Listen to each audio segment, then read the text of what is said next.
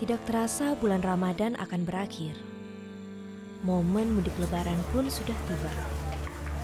Kini saatnya kami berjibaku. Ini sudah menjadi tugas kami.